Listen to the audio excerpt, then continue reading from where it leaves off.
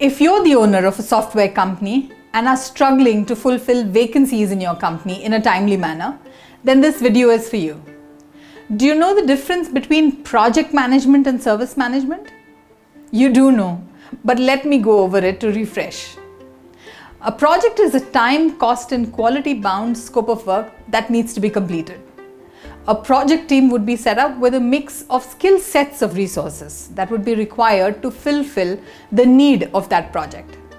A project is temporary in nature and is always under pressure to manage estimates, resources and risks to ensure timely deliveries. Tasks are planned, assigned and completed in parallel. A constant review mechanism is put in place. On the other hand, service management is ongoing. By nature, it does not have ownership of costs or risks to a large extent. It manages the ongoing work by the queue management philosophy of first in, first out, or the L1, L2 style. But why am I telling you all this?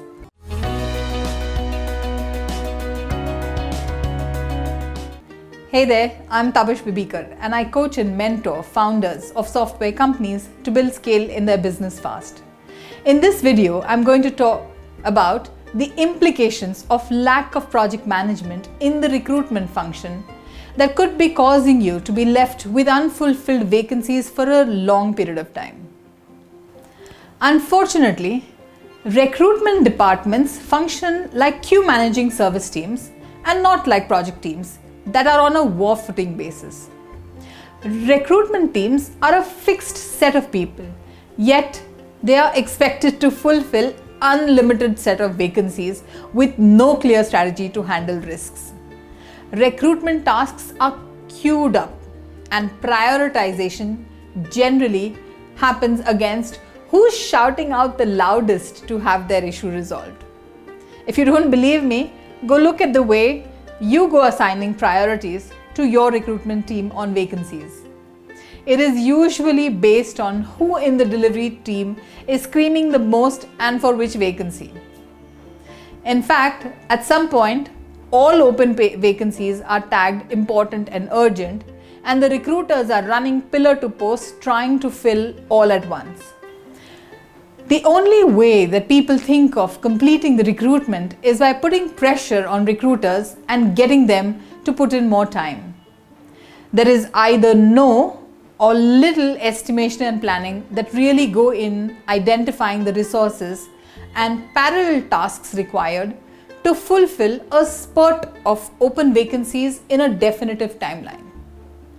Ideally, vacancy prioritization and sorting should be based on the amount of revenue loss that is likely to occur.